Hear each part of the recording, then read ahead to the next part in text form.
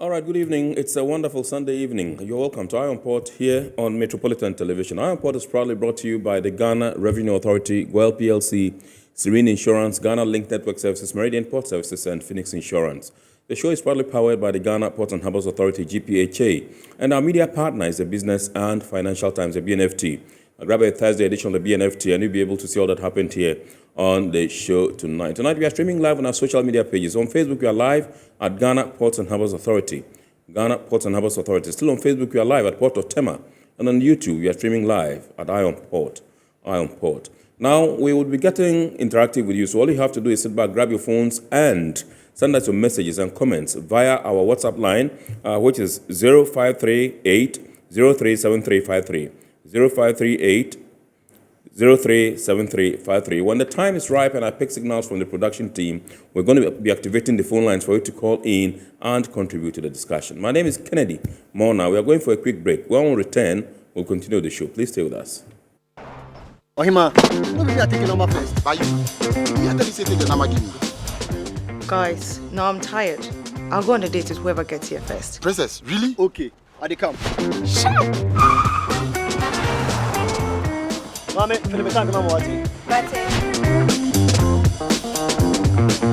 Boss, fill my tank with Super XP Raw 95. Well up with Super XP Raw 95 and Diesel XP high performance products from GWEL.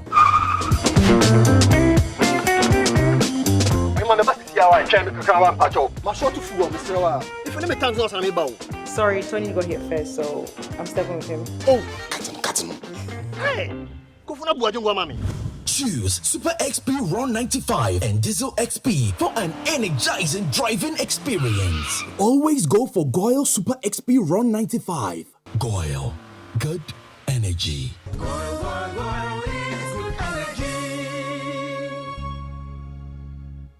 Electricity, then pay your taxes. Yeah. Our taxes, our future. Because you see, without our taxes, we wouldn't have good roads, good schools, better hospitals, street lights, and other very important social amenities. When we pay our taxes, we give our children free and quality education. Talga, my money too small. Why should I pay my tax? Look, small. Salifo, it doesn't matter how small or big your business or income is, you still have to pay your taxes. The little taxes from each and every one of us, when put together, could give your community clean water or that deprived school with tables and chairs. Please pay your taxes. It is your responsibility. It is your civic duty. It is the law.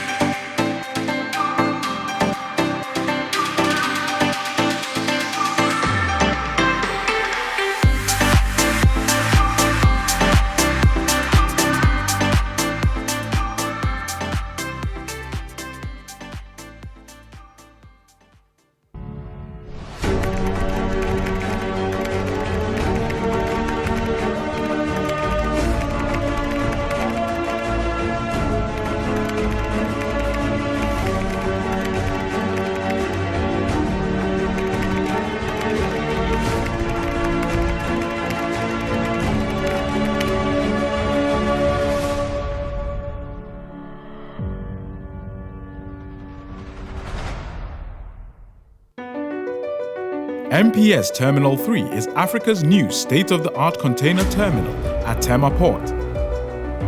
For manufacturers, agro-processors and traders, the new port means business can be done faster. This infrastructure boost will improve Ghana's port handling capacity, connect more trading routes, and oil the engine of growth for the economy, creating great opportunities across all sectors as Africa's markets merge and become the largest trading bloc globally. MPS, we connect, you thrive. Business and life can be like the sea sometimes. Sometimes serene, sometimes calm, sometimes turbulent, and at times it brings the unexpected. However it is like, trust Phoenix Insurance for your home, car, business, and marine insurance needs. Call 0302-246-319 or 0243-690-492. At Phoenix, you experience a delightful service delivered with wisdom. Welcome to the GPHA port of Takoradi, Ghana's first commercial port. The Ghana Ports and Harbours Authority-GPHA has in its quest to position the ports of Ghana as the leading trade and logistics hub of West Africa, embarked on a massive expansion drive at its Takoradi port, the first commercial port of the country. This has resulted in a radical transformation of the initial 7-berth low-drafted port, which was constructed in 1928, to an ultra-modern port fitted with deep drafted container, multi-purpose dry bulk, and liquid bulk facilities. The 16-meter deep dry bulk terminal is the deepest in the sub-region, with a total quay length of 800 meters. It is fitted with a combined 3-kilometer length conveyor system, which comes with a 2,500 metric tons per hour ship loading capacity, which has greatly improved ship turnaround time at the port. The Marshall Liquid Bulk Terminal is a fully automated liquid bulk facility dredged to -14 chart datum and equipped with automated firefighting system. The facility is fitted with 5 loading arms for gasoline, diesel, LPG, bitumen, and heavy fuel. On the container side, Takoradi Port's 16-meter deep Yield-Port and APSL container terminal with a quay length of 600 is expected to receive container vessels in the 3rd quarter of the year.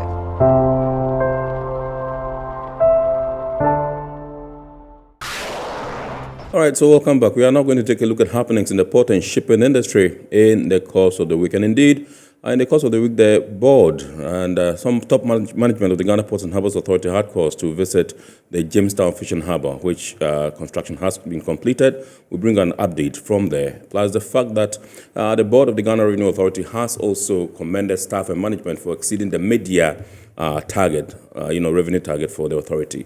We have these and more. Please enjoy. Construction of the Jamestown Fishing Harbour has been completed on schedule, with operationalization expected to begin before the end of this year. The new fishing harbour was constructed under a $50 million Chinese government aid for a period of 4 years. The fishing harbour sits on 60,000 square meter land and has been optimized with modern facilities such as an ice-making plant that can produce 60 tons per day on average, a cold store that can store 200 tons of fish, 2 workshops, a fish market that can accommodate 200 sellers per day, ancillary stalls, an administration block, and a crèche for children. Ahead of the official handover and commissioning later this year, top management of the Ghana Ports and Harbours Authority, led by the Director General, Michael Achagwe-Luguje, has visited the project site to inspect works on the facility. The GPHA boss, who was satisfied with the work done, stated that his organization will bring its experience in managing fish ports to bear on this facility and urged the entire fishing community to work together with GPHA to take excellent care of the fishing harbour for the benefit of all Ghanaians. Naturally, the fishing ports themselves, by nature, they are not huge income generating facilities, but the facilities will continue to be expensive to maintain. So we have to add that as part of our collective GPHA responsibility. We see the fishing harbours more as welfare projects that are supposed to at least enhance the community and livelihoods. So that is the angle we are looking at it. And we have that responsibility to make sure that they are efficiently managed. But definitely, users of the facility will use them for free. They will pay something. They will make some contribution towards covering the operating costs. And I think we can only just be grateful to the government, and of course to the Chinese government for this partnership that has led to this facility. The general manager in charge of engineering at GPHA, Engineer Komla Ofori, told Iron Port more of what the facility has to offer. If you can estimate close to 4,000 people working here in a day, as it were, so it's quite packed on the site. We have used the site well, optimally, to get the best facilities within this small space. I believe that even the land facilities far exceed what the sea can bring. So if you're expecting canoes bringing fish here, the volume of fish that will come in here will not be enough for the land facilities that we have. So ice, for example, may have to be sold to people inland who may need ice for other things, or fish brought from elsewhere for storage, depending on what the situation will be. In 2019, the government of Ghana, through the Ministry of Transport and the Ministry of Fisheries and Aquaculture Development, began the construction and rehabilitation of fishing harbours and landing sites across 12 coastal towns in Ghana. The beneficiary towns include Axim, Diskov, Mori, Mamford, Winneba, Senyabreku, Gwamwafete, Ekumfi, Elmina, Teshi, Jamestown, and Keta. These are expected to help maintain a hygienic environment for the processing and handling of fish while preventing and minimizing post-harvest losses for the fishermen. The Ghana Ports and Harbours Authority is supervising the construction of all 12 fishing ports and landing site projects as the nation's agency responsible for building, managing, and operating all ports and port-related infrastructure in Ghana.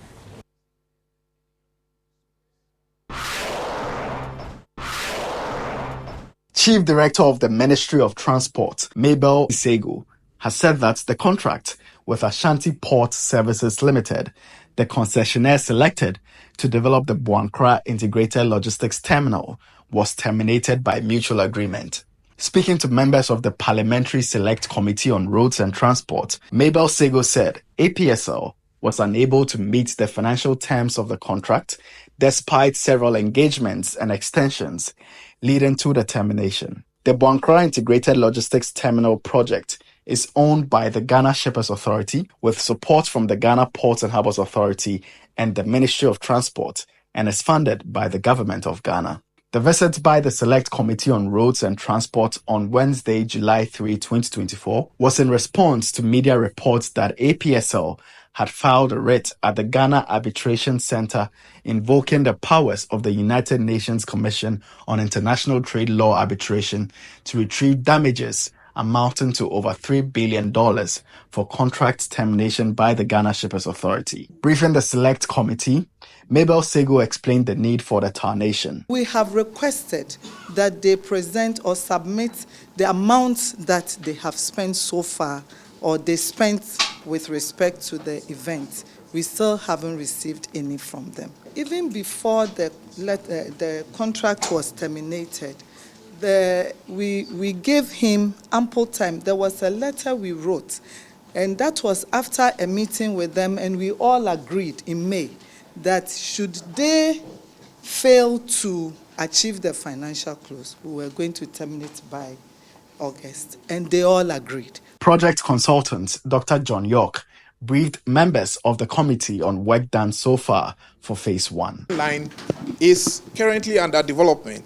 So in the near future, if the Western Line gets to Kumasi, that's what I was talking about, that stretch, that gap from Eduardin all the way to Boankra, that's 66 kilometer, if it's fixed, goods from the Takoradi port can come to Boankra as we wait for the Eastern Line to also go through the emotions.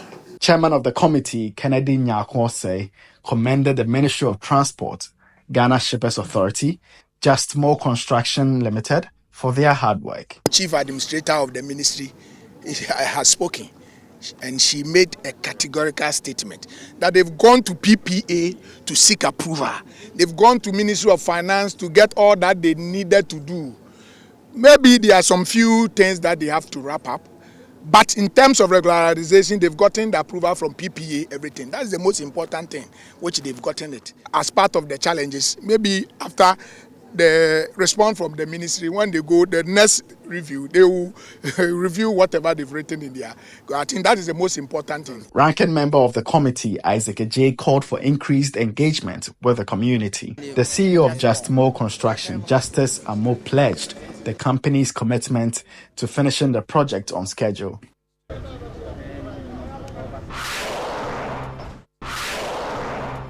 The board chairman of the Ghana Revenue Authority, Joe Gatti, has commended the Commissioner General of GRA, Julius Siam, and her management team and competent staff for their outstanding performance in exceeding the 2024 mid-year target. In a statement signed by the GRA board chair, he said, "This historic performance comes during a challenging year characterized by seasonal challenges including an elections year." The board stated that this performance demonstrates the continued trust they have reposed in management and staff in working against all odds to deliver on their mandate. The board of the Ghana Revenue Authority called on valued stakeholders and taxpayers to provide support to the authority to improve on revenue mobilization.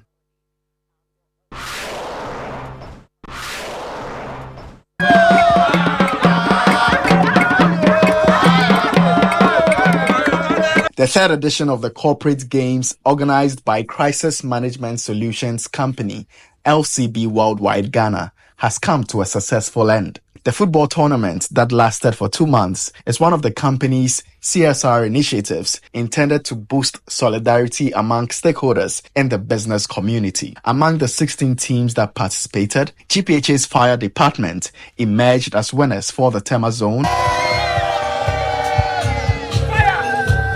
whereas the team representing the Ghana Union of Traders Association, GUTA, won the Accra zone, with the Ghana Dock Labour Company and Ghana Institute of Freight Forwarders coming up as runners-up for the respective zones. In addition to the winners' trophy, cash prizes include 10,000 Ghana cedis for winners, 5,000 Ghana cedis for runners-up, and 3,000 Ghana cedis for second runners-up. Felix Segbaya and Philomena Oklu of LCB Worldwide Ghana touched on the relevance of the event and revealed that plans are being made to upscale the tournament even further. There was no major criteria in selecting the participants in this particular tournament. We extended invitation out there, and those that accepted the invitations are the ones that are currently playing in this tournament. It has been 3 years down the lane. I mean, we are looking at making it bigger, maybe the 4th one subsequently. As organizers, we want to sit with management and see how best we can make what the other ones, the ones that will come later,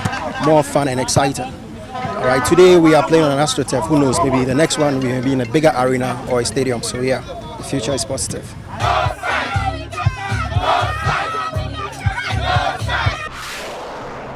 All right, so those were some happenings in the port and shipping industry in the course of the week. We say congratulations to the Fire and Safety Department of the Ghana Ports and Harbours Authority for emerging winners of the Tema zone of the competition as Corporate Games by LCB Worldwide Ghana Limited, the Crisis Management Solutions company. We're now going globally to see what's happening on the maritime and shipping industry. The Iranian Navy frigate Sahand sank entirely on July 9, 2024 in the southern port of Bandar Abbas, according to the NOAA News Agency. The warship capsized on July 7, 2024 during repairs due to water ingress. It was repositioned with tremendous effort on July 8, but eventually succumbed after the vessel's rope broke. NOAA News, a Supreme National Security Council affiliated news agency, reported that the Sahand warship, which was rebalanced with great difficulty, has now sunk entirely after the ship's rope broke. Efforts to stabilize the ship were ineffective, eventually sinking in shallow waters. The vessel's displacement was 1,300 tons, and it boasts powerful weaponry, including anti-aircraft batteries, electronic warfare systems, helicopter flight deck, sophisticated radar systems, surface-to-surface and surface-to-air missiles, and torpedo launchers. Several people were injured and hospitalized after the incident. Several international maritime associations have published a policy statement regarding the International Maritime Organization's carbon intensity indicator, reflecting on its shortcomings and making suggestions for improvement. The CII, which came into effect on January 1, 2023, requires ship owners to collect data for their annual CII rating based on a ship's CO2 emissions, distance sailed and size. Every vessel is given an annual rating on a scale of A to E. Stolt Nielsen, a Norwegian company specializing in chemical and bulk liquid transportation and storage, was one of many maritime stakeholders who raised concerns about the issues concerning the CII. One of the main challenges is that the indicator largely comes down to speed and route optimization and spending less time in port. However, there are many factors such as congestion, terminal delays, and the weather that are beyond any company's direct control, the company explained in May 2024. International Maritime Associations BIMCO, Cruise Lines International Association, Intercargo, Intermanager, International Chamber of Shipping, and Intertanko have now shared a policy statement as part of their collective commitment to safe, sustainable shipping on clean seas. Those were some international ports and shipping news. We're now going for the word or phrase of the day. And remember, the word or phrase of the day has been fashioned to bring you up to speed with the terminologies and jargons we use in the shipping industry. Today's word is floating cranes. Floating cranes.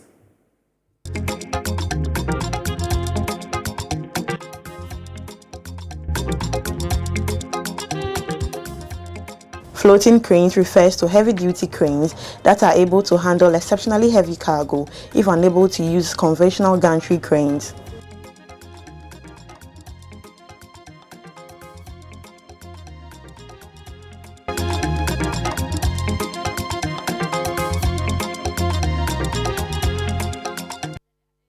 All right, so we are now zooming into our discussion proper tonight, and tonight we are taking a look at Ghana's quest to transition to electric vehicles, and we're having some update from the Ministry of Transport. Now, last year in December, Ghana government had the opportunity to launch Ghana's e-vehicle policy during the COP28 in Dubai, the United Arab Emirates, and this launch was performed by no mean a person but His Excellency President Nana Addo Dankwa Akufo-Addo. And we also pick signals that we are going to have the construction of, charging points, across this country. There are a few people who have begun using electric vehicles here. And if there's anything to go by, I think that is welcome news in our quest to transition. We also pick signals that Intercity STC has also signed a contract with some private entity to bring in some 100 electric buses. And so this is welcoming news, and we want to have an update from the ministry, how far we've come in our quest, what transpired in Dubai at COP28 last year, where we are at the moment, and going forward, what our expectations should be in terms of our desire to go e-vehicles. And so with us in the studios tonight, we have Mr.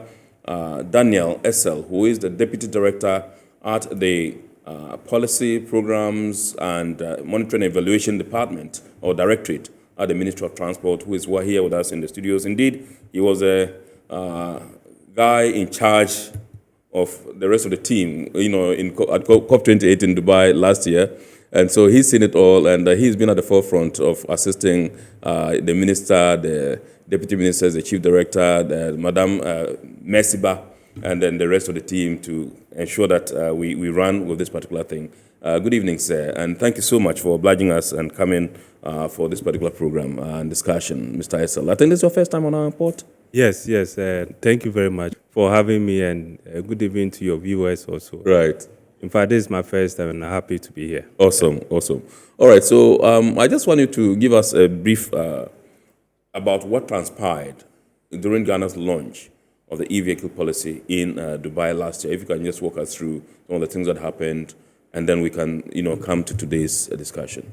Okay, so if you recall, last year, we and maybe to your viewers, we started an exercise. And the idea was that, yes, the world is changing. Absolutely. And Ghana not being an island, we also need to change. And that's the main reason why we needed a policy to guide that process. In fact, we went through a process, and finally we got to Dubai, where it was a meeting of all the parties to the UNFCCC, that's the countries that are signatories to the Paris Agreement. And in fact, that was a big stage where Ghana could showcase what we've done as far as the EVs are concerned. And it gave us that opportunity to let the world know what Ghana seeks to do going forward. And I think in the EV policy, we have given our clear indication and more or less to send the market signals to investors, users, private sector on what the government of Ghana seeks to do going forward. Yeah. Right. Okay, so I think at this juncture, let me get to the team and then find out if they have the clip during which His Excellency President Akufo-Addo was launching the policy in Dubai. If it's ready, if you can show it briefly, and then we'll continue the discussion. Second Lady, Ministers, Deputy Ministers of State, Members of Parliament, ladies and gentlemen, it is a pleasure to be here today at this Global Climate Change Summit to unveil Ghana's National Electric Vehicle Policy, which has been developed to guide and promote the uptake of electric vehicles in Ghana. Indeed, not too long ago, I had a similar opportunity at the 78th session of the United Nations General Assembly in New York to unveil to the international community an investment plan to promote Ghana's energy transition. The plan aims to raise over the next 40 years some $550 billion United States dollars towards the implementation of low-carbon solutions in critical areas of our economy, such as oil and gas, manufacturing, agriculture, transport, cooking, and electricity. With the Energy Investment Plan, Ghana hopes to be carbon neutral by 2060, which represents an upward review of our previous goal of being carbon neutral by 2070. The Energy Investment Plan underscores our commitment to promoting green sectors, development of cutting-edge low-carbon technologies, and ultimately propelling us towards a sustainable economic revolution and social well-being.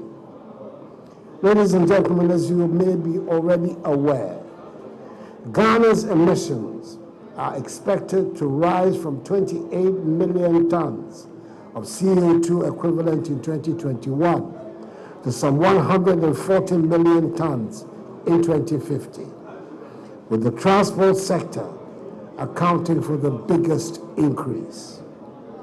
This will be driven mainly by population growth, increased GDP per capita, and vehicle ownership. I'm confident we can reverse this trend if significant actions are taken to transition with cleaner electric vehicles, promising to be game changers in this process. The launch of the National Electric Vehicle Policy is thus critical in modernizing our transport sector. The advantages of electric vehicles are not limited only to environmental conservation, but also to reducing our reliance on fossil fuels. I'm certain that the National Electric Vehicle Policy will enable us to create new jobs and opportunities for our people in the renewable energy sector, as well as strengthen the growth of our economy as we work together to create a sustainable future. The National Electric Vehicle Policy sets targets for the number of electric vehicles on our roads by 2030, whilst also offering incentives to manufacturers and users. The government of Ghana has shown commitment and will continue to work with all players to create a green future. Some reliefs that have been considered for the implementation of the policy include the following, which have found expression in the 2024 national budget. A, waiver of import duties on electric vehicles designated for public transportation for 8 years. And B, waiver of import duties on semi-knocked down and completely knocked down electric vehicles brought into the country by registered electric vehicle assembly companies for the same 8-year period. The transition to electric vehicles is necessary not just to ensure the health of our planet and reduce carbon emissions, but also to provide a better and brighter future for our children. The National Electric Vehicle Policy will help ensure that future generations inherit a cleaner and greener environment, as well as a more sustainable transport system. The process of formulating the policy went through extensive stakeholder consultations at the national and subnational levels, involving regional administrations, ministries, departments and agencies, private sector organizations, civil society organizations, transport operators, auto mechanics, and other identifiable groups.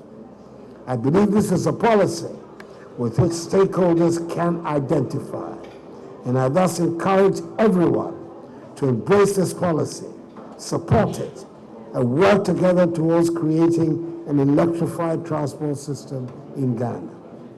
I'm expectant that the implementation of the National Electric Vehicle Policy, in conjunction with Ghana's Energy Transition Investment Strategy, will not only contribute to the reduction of emissions, but will also expedite the progress of sustainable development. This will ensure that Ghana contributes a quota to global greenhouse gas emissions reductions, whilst also achieving decarbonization, energy access and security, and energy efficiency. Accordingly, ladies and gentlemen, I have the singular honor and pleasure to declare Ghana's National Electric Vehicle Policy duly launched. There you have it.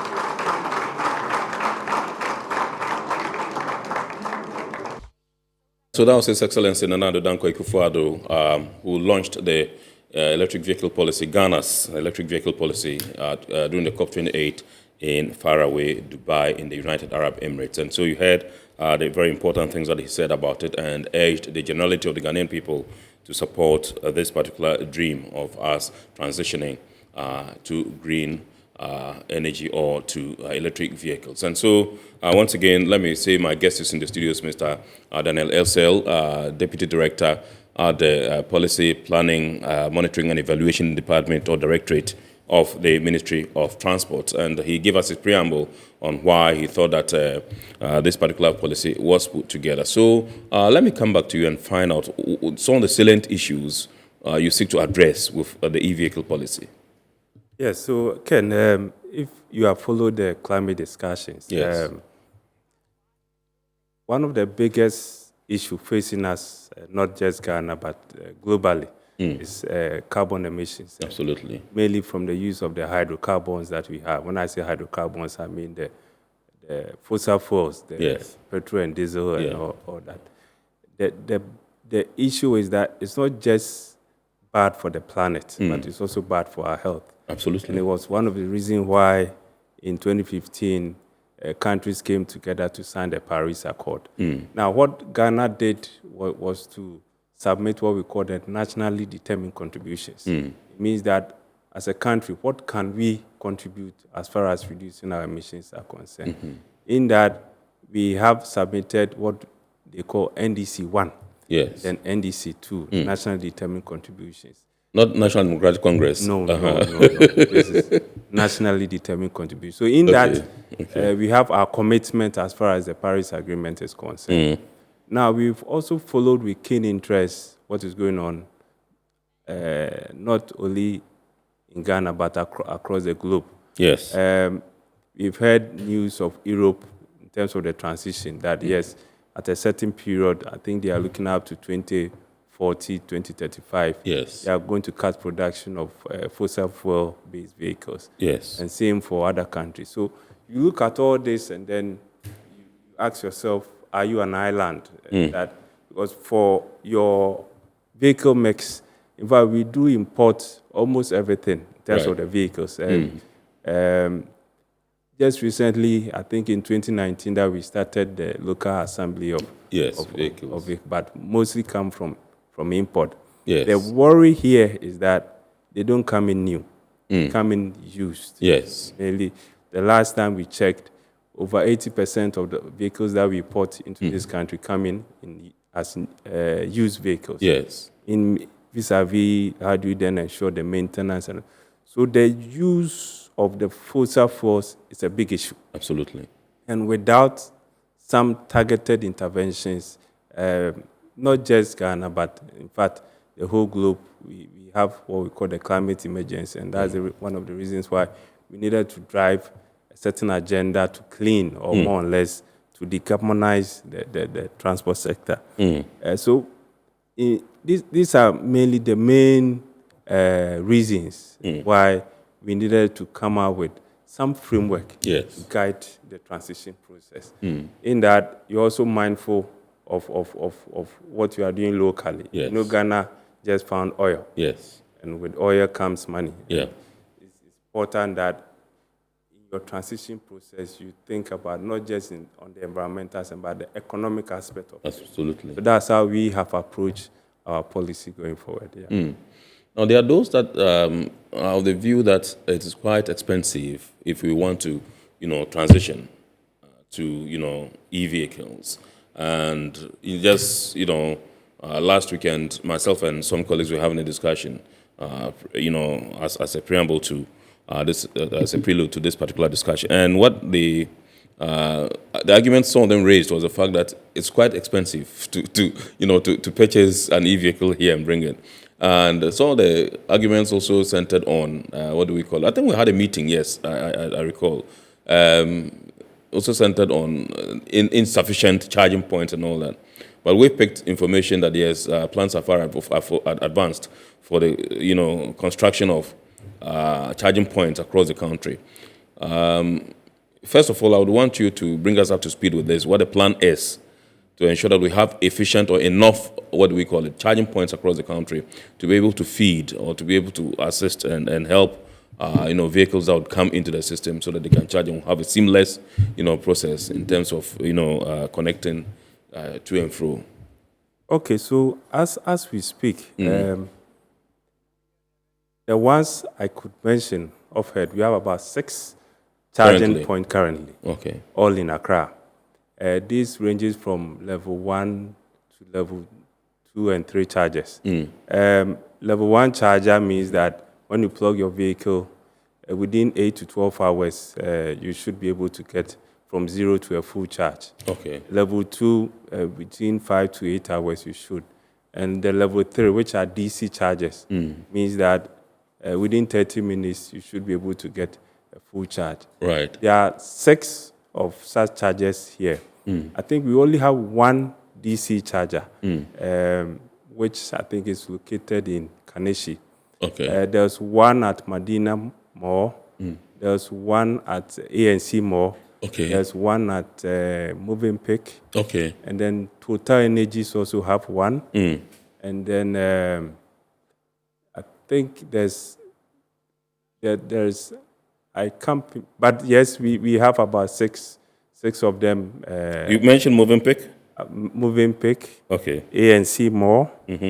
There's one at Kaneshi. Kaneshi, yeah. And then there's Total. Total and the Medina. Yes, and the Medina, I think 5, but I will pick up the last one and share with you.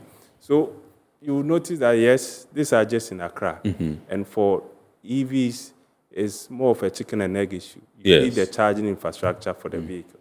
But whoever is also investing in the space also want to be assured that there's enough demand on the services. Exactly. So without the charging infrastructure, the uptake will be a bit difficult. Yes, there are options to charge at home. You can plug it in your home socket and all. But your house has to be fitted for that purpose. Right. Otherwise, you run into difficulty. So what we have done, yes, we do encourage home charging. Yes. You need to go. So you can charge overnight if you can charge overnight, but you also have to make sure that you are not putting yourself in danger. Right. Because having uncontrolled installations can lead to some disasters. And therefore, the Energy Commission have been very key on this in terms of the deployment of the charging infrastructure. In fact, the Energy Commission have just approved some standards for Right. the installation of the charging infrastructure. So Mm. whoever is coming within that space have to go by a certain framework, and that I'm sure they are rolling it out. Mm. There are also quite a number of programs to develop charging, and this we are doing it in collaboration with the private sector. What has been done so far, the 6 Yes. are all private sector led. There's Okay. no government involvement, Mm. all private sector. It Right. means that the business case is good for the charging infrastructure. So once we're able to scale that up, then I'm sure we should be able to show a fair distribution of the charging network across the country. I'm aware of certain programs to develop charging infrastructure, not just in Accra, but Yes. other parts of the country. Yes. Yeah. Which I think is a good initiative that we should be able to drive that and make the uptake of the EVs very visible. Ideally, how many charging points do we require as a nation to be able to transition smoothly? It will depend on the numbers that you're looking at. For instance, if you have a DC charger Yes.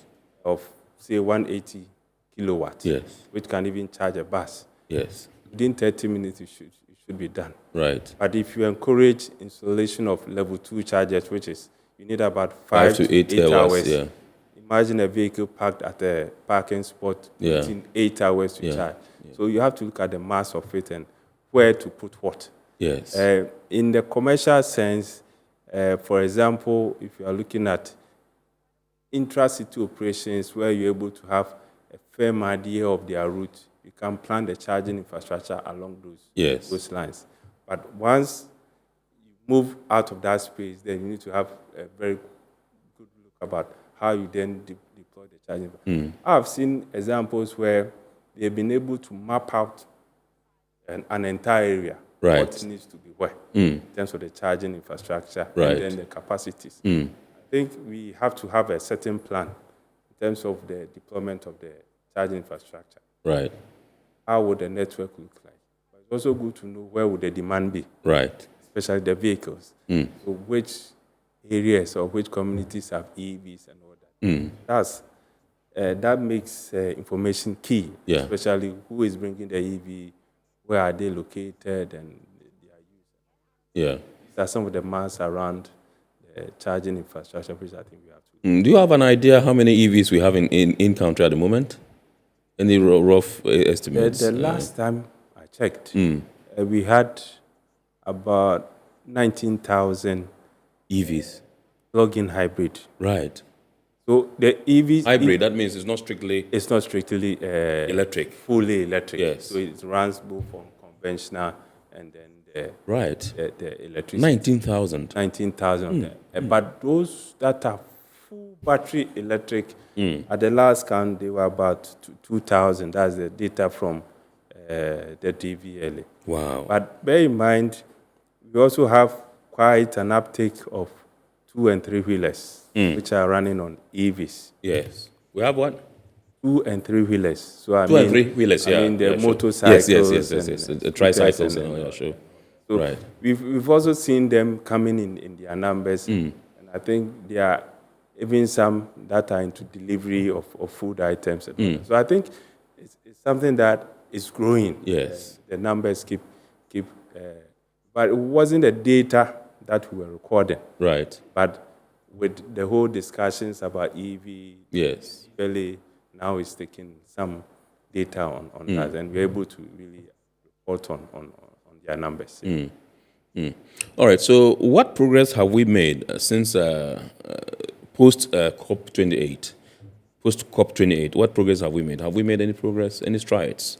Yes. So since the launch, locally, you could see a lot of interest.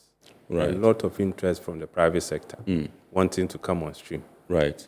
There are people that have even set up assembly plants. There are people running courier services using electric bicycles. I know of a few ones that are operating in Accra. Yes. There's quite an interest to develop charging infrastructure, especially from the private sector. And you could also see that consumers are very enthusiastic. They want to bring them in. Right. And the key question, as you said before, has been the CapEx. Yes. In terms of the initial cost. When you take an EV, you are just replacing a fuel tank with a battery. Right. And then an engine with a motor. Right. So these are the two key components of an EV. Mm. The batteries and then the motor, Yes. which will run the fuels. Yes. The biggest cost of that whole vehicle is the battery. Right. Which is about 30 to 40% of the cost. So if the car is 20,000 USD, yes, then you might have the battery alone costing about 8,000 USD. So that's how costly it is. At the last count, we had about 16 or so dutiable items on that vehicle. Right. So it makes the cost very expensive, apart from your initial FOB price of that vehicle. The add-on duties makes it very expensive for. Yeah. So what did the government do? And if you heard what the president mentioned, that some considerations were done in the 2024 budget. Yes. To waive those tax. Right. Some of those taxes. And the biggest one is the import duty. Right. As we speak, the import duty on hybrid or electric is about 20%. It's based on the ECOWAS Common External Tariff. Right. So it's one of the items, and it's 20%. Once that duty is waived up, it's going to really cut down the CapEx. Right. And those pronouncements were made in the budget. And from discussions with Ministry of Finance, they are going through that process to give effect to it through Parliament to make that work. And in granting those exemptions, government was very categorical that where should the focus be? For us, for any private car, I think your vehicle, you drive from your home to your office, you park it there, leave it for hours, and then you drive back. But for the commercial operator, averagely they do about 200 to 300 kilometers a day. So their frequency of use is huge. So where would the impact be in terms of the emission savings and the rest? Right. So government thought it was that, okay, why don't I go into supporting vehicles designated for public transport? Because that's where the frequency of use is. And so for what we have done, the focus in terms of incentives is on public transport. Now that is not all. For all others, we don't want to encourage import. Right. The idea is that let's encourage local manufacturing. And in that case, the incentives that have been given on that is also to encourage the SKDs, that the semi-knockdown and then the complete knockdown vehicles right here in Ghana. So if you are bringing them in for assembly, then you qualify to, whether it's a private vehicle or whatever, you come under those exemptions. So that's the way. So for import, yes, if it's commercial, you come under those exemptions. But for anything outside commercial operations, you have to bear the full cost. But on that side, we are encouraging local production. A key component that would get this particular quest or this particular desire to be realized is stable power supply. Now, there are those who argue that we perhaps are still grappling somewhat with power supply, energy supply, and all that. And don't you agree that if we don't have, stable power, this might hinder our desire to, as it were, transition? Ken, from what the energy people are telling us, the Ministry of Energy. Ministry of Energy. Right. We have an installed capacity of about 5,000 megawatts.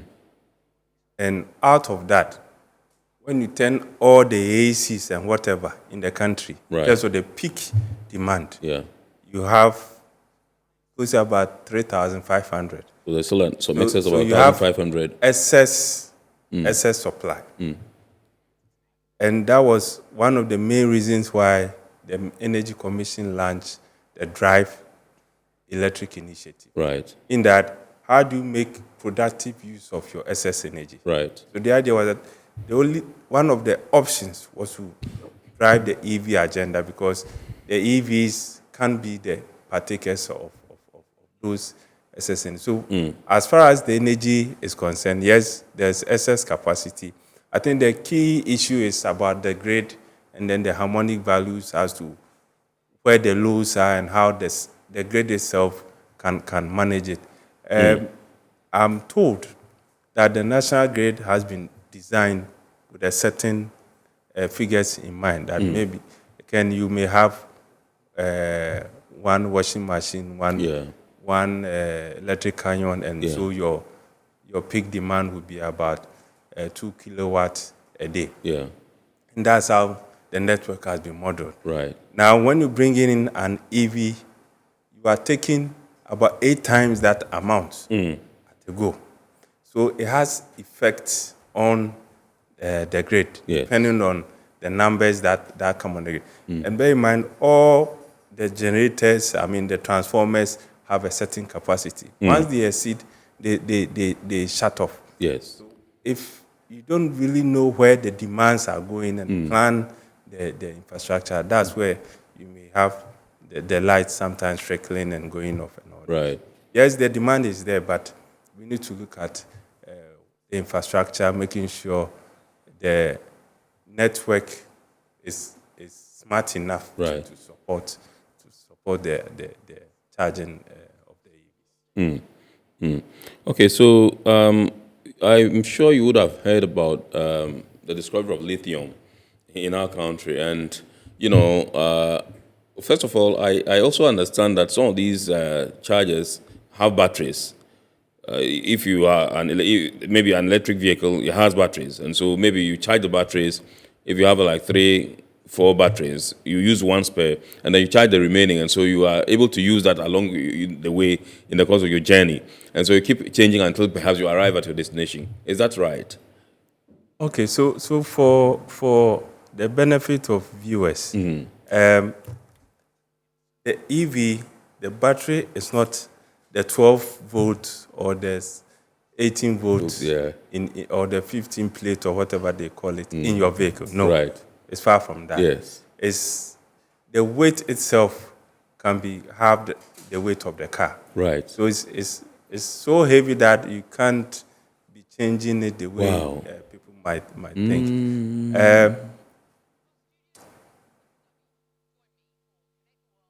The vehicle itself, so is it safe to say half of the vehicle is the battery? Like half of the vehicle is the battery. Wow. Half of the vehicle is the battery. Okay. And in fact, that's the weightiest component. Just like the engine. So you are only taking the engine out and then putting in a battery, your fuel tank. So that's the weightiest part. The mass doesn't help with the saloon and big trucks and the rest. But you're able to change batteries on smaller units. Right. Like the 2 and 3 wheelers. So if you have a motorcycle that is electric, you can have what we call battery swap stations. Right. So you're able to change battery once the one on it goes down, and then you replace it. So in certain jurisdictions, they have set up battery swap stations across the area where you operate it. Once you run out, you go and then you exchange and pick a fully charged one. So that is easier for smaller units. But once we are going into the saloon cars, buses, trucks, and the rest, the mass won't help you. It doesn't work that way. I know in other jurisdictions, when you go, they have these the bicycles that run on electric, and they have the charging points, in the center of the town or in advantage points. You go and then you see them lined up and they are charging, and people go to, rent to go and do their stuff and go and change or something. I think you are referring to the scooters. Yes. So that is an area that we have to be very careful about. Okay. In that they are quite dangerous in terms of the operations. Road traffic regulations, in fact, we have a clear definition of what a vehicle is and what can be allowed on the road.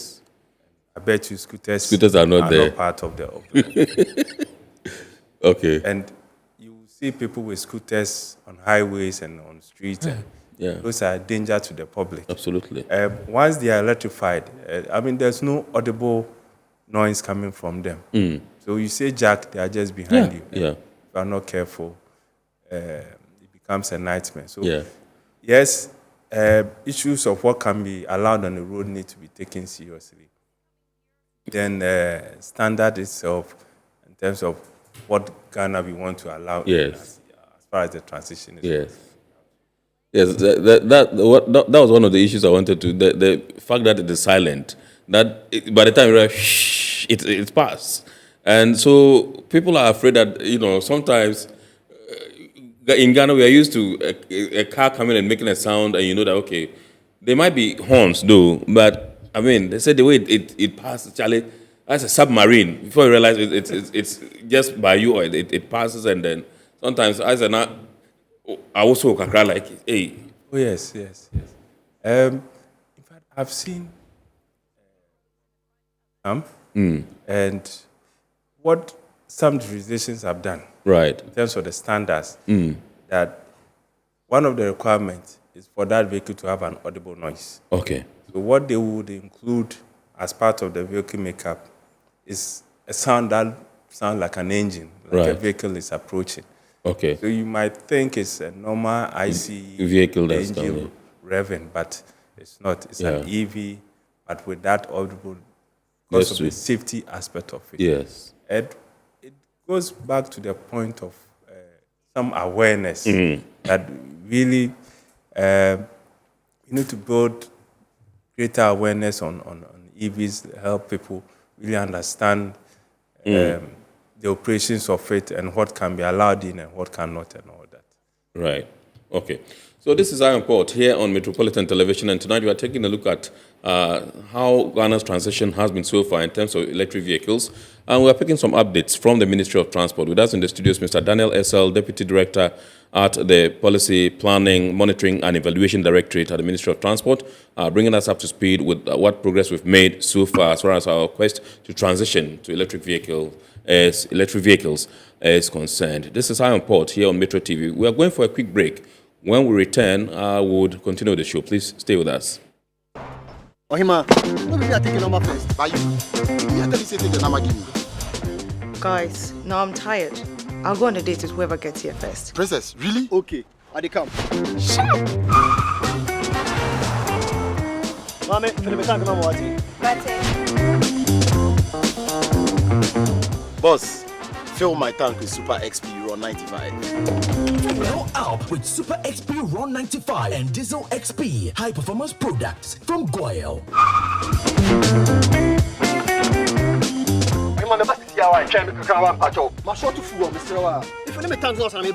Sorry, Tony got here first, so I'm stepping with him. Oh, cut him. Hey, go for a Choose Super XP Ron 95 and Diesel XP for an energizing driving experience. Always go for Goyle Super XP Ron 95. Goyle, good energy.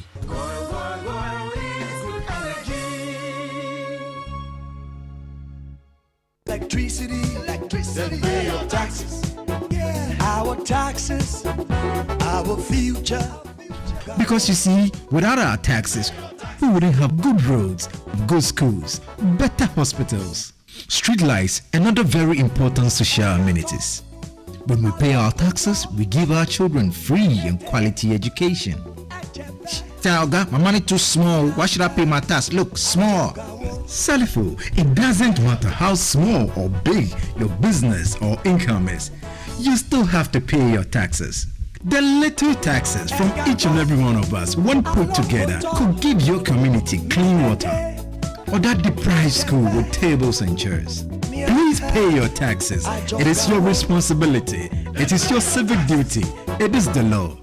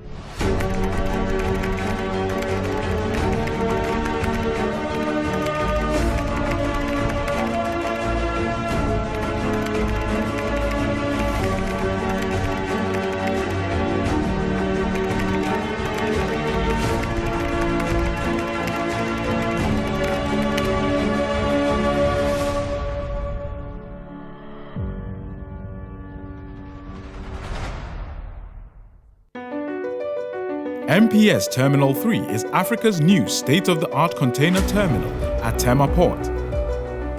For manufacturers, agro-processors and traders, the new port means business can be done faster. This infrastructure boost will improve Ghana's port handling capacity, connect more trading routes, and oil the engine of growth for the economy, creating greater opportunities across all sectors as Africa's markets merge and become the largest trading bloc globally.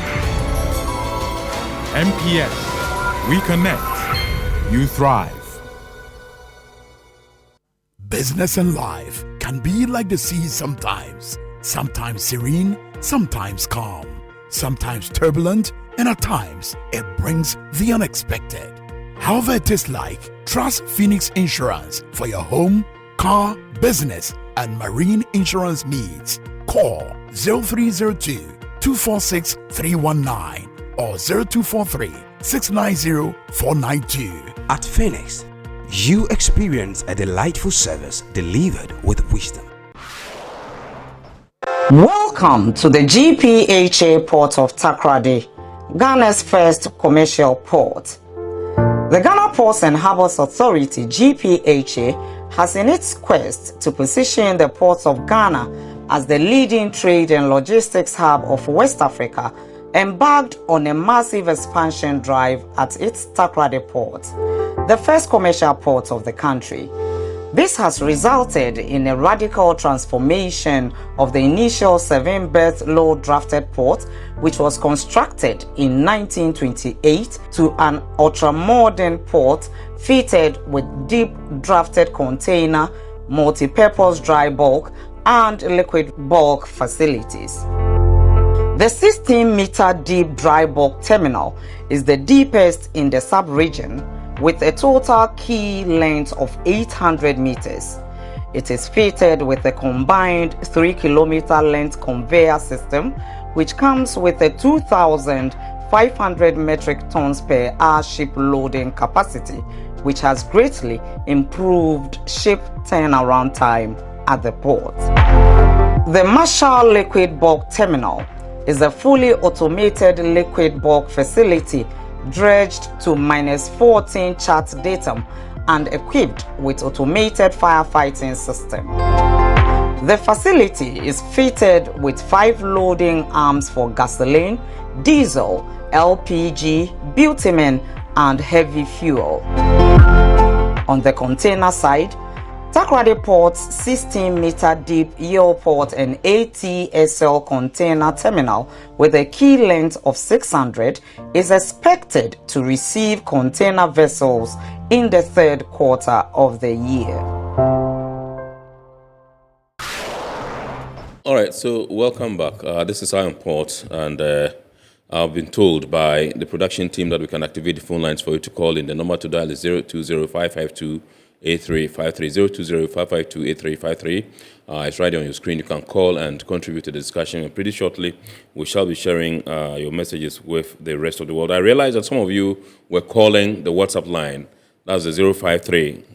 That is the WhatsApp line. It's not for you to call in. 0538 037353. That's the call, the WhatsApp line. You can't call that line. What you can call is what's on your screen, 020-552-8353. You can call in and contribute to the discussion. So with us in the studios, like I said, is Mr. Daniel Elsel, Deputy Director at the Policy Planning, Monitoring and Evaluation Directorate at the Ministry of Transport.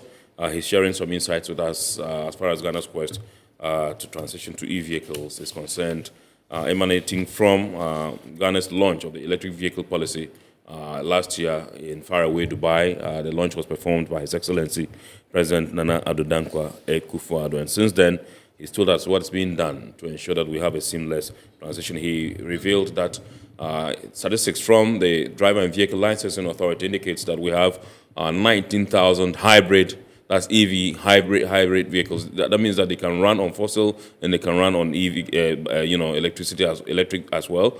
And then strictly, we have like 2,000 strictly electric vehicles in the country, and we have like 6 charging points in the Greater Accra region. He mentioned the points as ANC Shopping Mall, Movenpick Ambassador Hotel, Total, they also have one. Medina, there's one charging point, and indeed at Kaneshi. These are the charging points for electric vehicles in the country at the moment. And he also indicated that there are plans to construct more across the country. And I indicated in my preamble or my initial submission that STC, we understand, has signed a contract or an MOU with a private entity to bring in some 100 electric buses. And so that's going to add some kind of impetus to our quest to, as it were, transition to electric vehicles. And so you can call in and contribute to the discussion. But let me come to Mr. SL once again and find out from you how the climate change unit will be able to monitor effectively and also evaluate the progress of the EV transition and what the expected outcomes are supposed to be. Yes. When you look at the whole EV ecosystem, you need different players to come on board. You need the Ministry of Energy Commission. You need from the ministry, you need the DVLA. From even the import side, the Ministry of Trade. So the players in that space are many. And for each player, in terms of mandate, they all have their clear roles. Right. Now, you need somebody to drive that EV agenda. And in the policy, the idea was that how do you then coordinate all the effort of these players? Yes. That was one of the thinking behind the setting up of a climate change unit. In that, you're able to really have a bigger watch on what other sectors are doing as far as the policy implementation is concerned. In the policy, there are clear-cut strategies and activities that each ministry, department, or agency have to do. Yes. And for a policy of such nature, you need that body, more or less a coordinating body to look at the rules of the various players and what they are doing as far as the implementation are concerned. Yeah. Right. Okay. So this one is from Mohima, one of our regular texters. She says, good evening. I am Port. Very insightful discussion. Thank you for the topic. How much does it cost to charge for each of the levels? That's first question. And the second, considering the fact that saloon cars are also used for public transport services, what metrics will be used by GRA at the point of importation to tell whether the saloon vehicle is going to be used for public transport? Okay, so maybe I will take the last one, and then I'll come back to the first one. Now, on the vehicle import side. Okay, so yes, please shelve it and hold your fire for now. Let's go on to the phone lines. And welcome from Domi Abra, Aloliga. Good evening, sir. Yeah, good evening. Awesome. Can you speak up a bit, sir? Yeah, good evening. Good evening, sir. Yes, my question is about the vehicles, the electric vehicles that they are bringing in. Yes. Have they trained people on how to work on them? If we are not able to train people enough to take care of them, yes, then they will break down within a short time, and our business will not really go very well. Yes. Secondly, we have said so much that we have done better roads, and if the roads are not good, these are electric cars. These heavy shocks that we face on the roads will spoil them in a short time. So let us see if we can prepare ourselves properly so that these cars, when they come, they can last in the country. Okay, right. Yeah. Thank you very much indeed. Those are legitimate concerns. He is talking about maintenance of electric vehicles, whether we have personnel who have been trained to take care of them, and also road infrastructure, given the nature of our roads. I mean, he feels that, they might not be that conducive if they are supposed to remain the way they are now for e-vehicles. Maybe just proffer a response, and then we'll go to address Oima's question. Okay, so on the infrastructure bit, yes. In fact, I'm not surprised that question came. Yes. In fact, when we were doing the policy, as far as the consultations were concerned, yes, going through go also all the way to Takoradi, and then even up north in terms of the road infrastructure. Yes. Yes, somebody asked, they have a tipper truck called Abion. Yes. And they are carrying a truck, a full load of sand, and he was asking, when they bump into a pothole, even with the Abion, yes, when they bump into the pothole, the engine goes off. Yes. And he asks, what will happen in the case of an electric? So yes. these are legitimate questions that yeah. I think we need to respond to.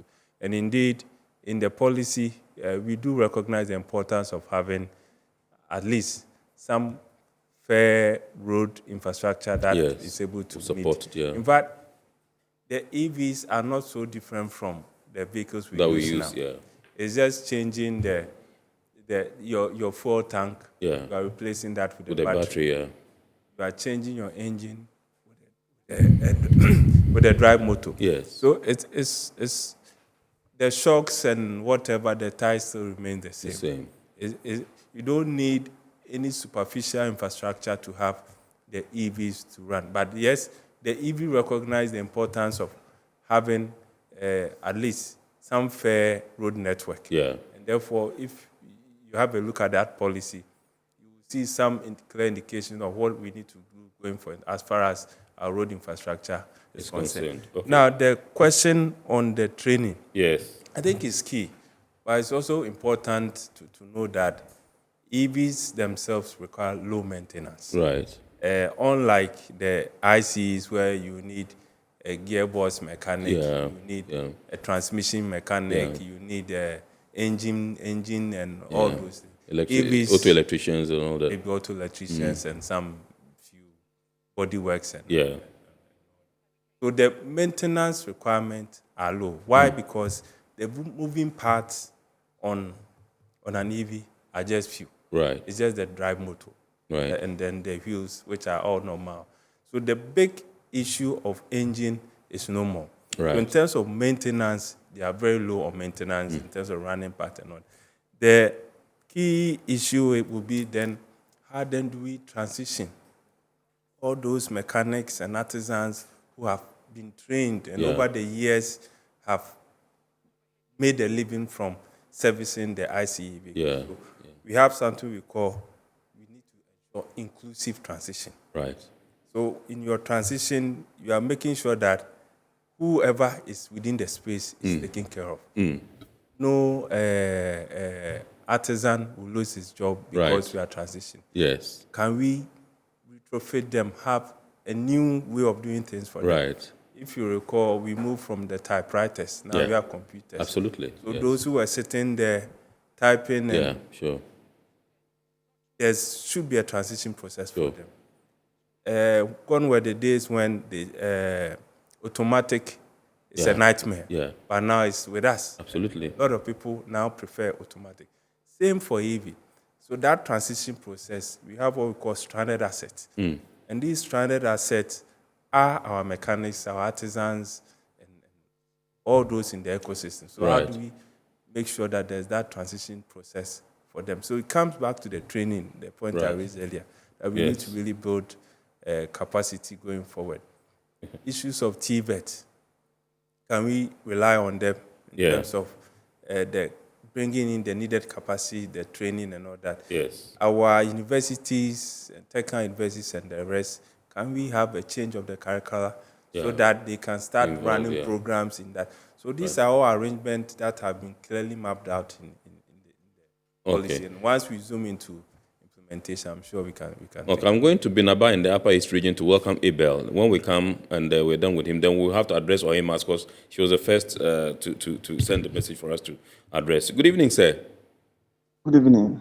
Awesome. Please shoot. Hello, Abel? Yes. Please go ahead, sir. Yes, please. I just want to find out if I have my car and I want to change. For instance, I have my hello. Yes, we are hearing you. Please go ahead. I'm saying that if I have my car, like for instance, I have Vibe that I want to change. How much will it cost me to do all these things? To change, your car, you want to change to electric vehicle, to EV. Hello? I think we're having, but I think his question is crystal clear. He just wants to find out how much it would cost him to transition. Like, he has his car right now that he's using. He wants to change. I don't know whether he wants to swap or he wants to change, the fuel side into to a battery to make it an EV.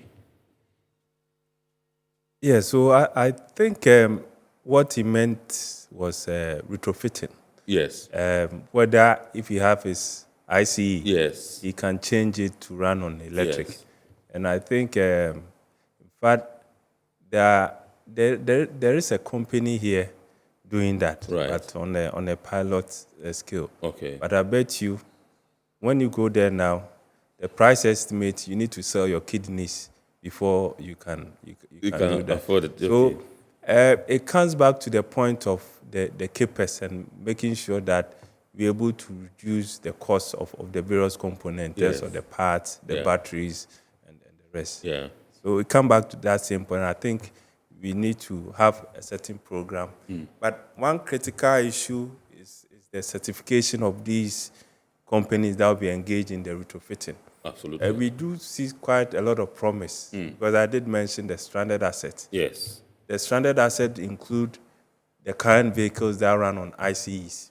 That's the petrol and diesel vehicles. They're all stranded assets in that in the near future you can no longer use them. So how do you make sure that you're able to retrofit them to run the same purpose? Certainly. So we come back to that same point about cost. Yes. And then making sure the right things are done. So if you are licensing a company to be doing that service, it should be able to meet a certain efficiency and some criteria. You just don't do it anyhow. Yeah. If you recall, DVLA had this in their regulation in terms of the changing of the vans into the bus. Yes. And there's a clear-cut requirement that before you change your van into a bus in terms of fitting on the seat, yes, first need to approach the DVLA. Yeah, so they give the specifications. Yeah. Yes. Right. But people just go and do it at some wayside anyhow, and then people are suffering in their throats. In terms of measurement and all. Exactly. Yes, let's welcome from Mama Saman Solomon. Good evening, sir. Good evening. Awesome. Please go ahead, sir. Yes, concerning the electric vehicles usage in Ghana,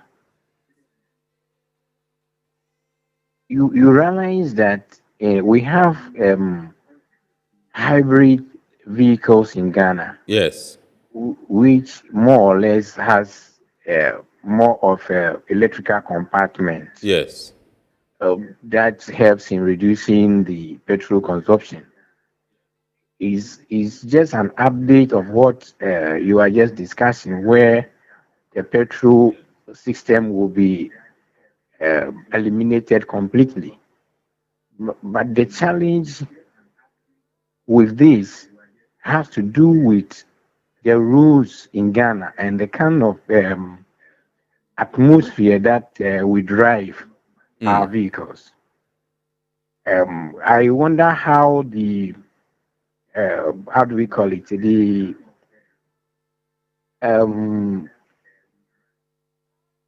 okay, I think you talked about routes, which is one issue that we've dealt with already. Yes, Solomon, thank you very much from Mama Saman. He also has some concerns about, whether our routes are actually conducive for the e-vehicles and all that. Maybe if you want to profile any response to what he has said, but I would prefer we deal with Ohima's question first, so that we sort her out before we move to there are some other messages here. I don't know whether you recall her question. He says, one says, how much does it cost to charge for each of the levels?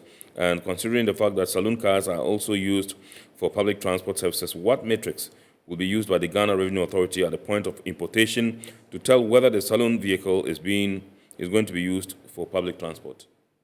Yes. So she talks about the Uber, the taxis, and all that. Yes, yes. So on that, we're going to have an arrangement with the ride-hailing cabs, so to speak. Yeah. And not just them alone, but we'll have an arrangement with the GRA and then the DVLA.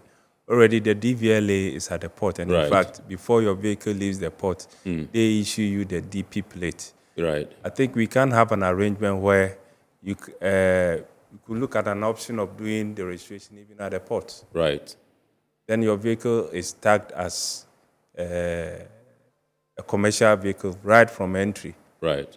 So that the idea of having that in terms of what vehicle come within the space and all that.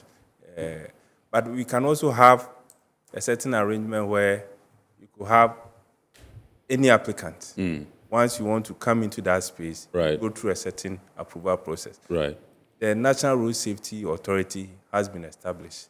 And in fact, as far as public transport operations are concerned, they are the regulators of that. And if for you to run any service, you need to be registered under the umbrella. So within that framework, if you are coming in to run commercial operations, then the road safety should be able to recognize you and as such, and then the necessary exemptions or whatever might be can be applied to you. So that will be a process that we need to go through. Right.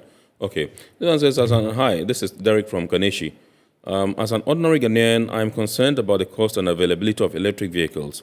Will there be affordable options for the average person, and how will the government ensure that we have enough charging stations, especially in rural areas? If you want to. Well, we have barely 3 minutes to wrap up, though. Okay. So maybe on the charging stations, what we are encouraging, there are a lot of IPPs, but we could also have some options on having some solar installations in certain areas where access to the grid is even deeper. But from the last check, we have about 89% in terms of penetration, in terms of electricity access. So as far as Africa is concerned, or West Africa, we are on top in terms of coverage, access to electricity. Now, the key question he raised is the rural areas where they could have access to charging infrastructure. But we could explore the solar, having some standalone charging infrastructure for those areas. And I think it works very well for these smaller units, 2 and 3 wheelers.